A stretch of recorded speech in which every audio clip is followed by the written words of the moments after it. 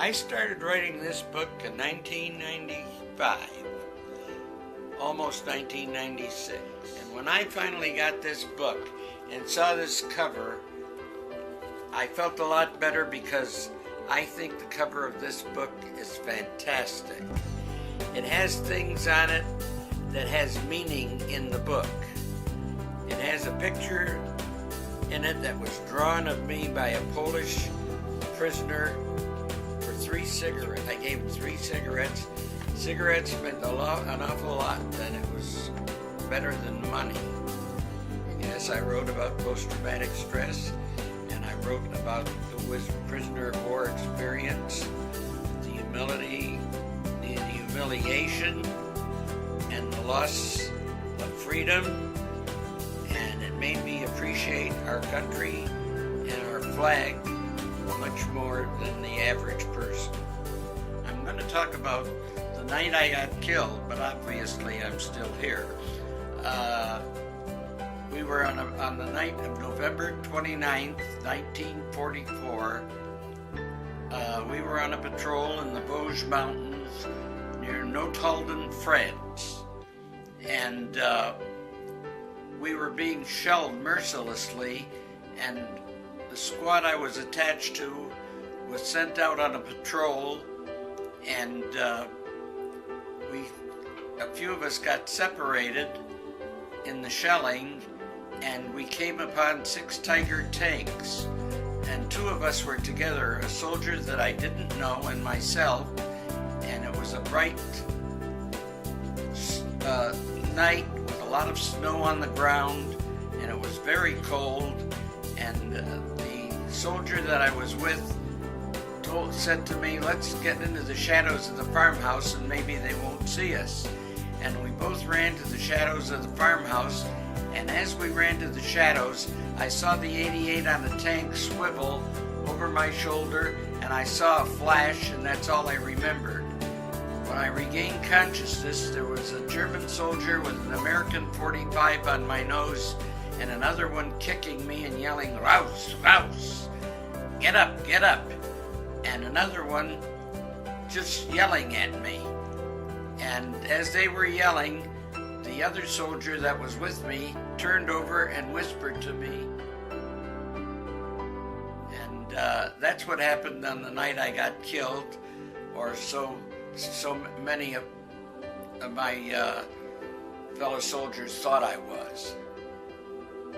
We had fake funerals, and when we took the casket to the cemetery, the French soldiers all marched right behind us. And while we were marching to the cemetery, the man that we were supposed to be burying was in that column, and he escaped. And then 2 or 3 days later, a bridge or some railroad yards were blown up so that the Germans couldn't send trains to France. So it was a fake funeral? It was a fake funeral. Now, was there a coffin that they were carrying, or just the procession? No, we were carrying a coffin in front of them. They were following the coffin, and they were burying an empty coffin. And the guy was snuck in the procession, or the coffin? Right, he was the guy who was supposed to be in the coffin was in the procession, and the Germans didn't count him as missing because they thought he was dead. So they didn't look for him. Cy has a story, what happened to him in Europe, and he was in charge of a hospital, and he had a habit of taking care of the wounded, and he saw that the wounded did not enter combat or after he administered to them, and I never killed anyone. no, but I understand they couldn't have children in.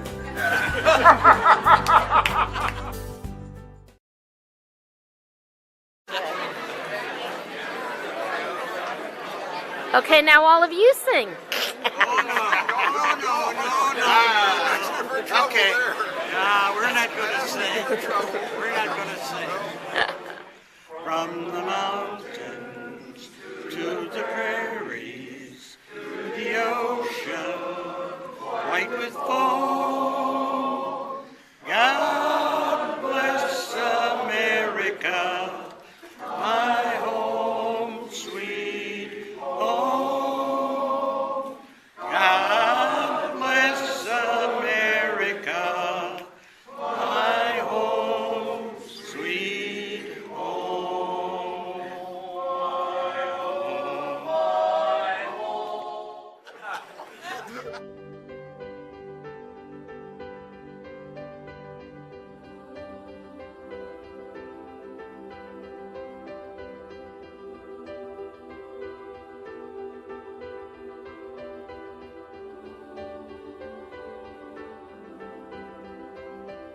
Thank you.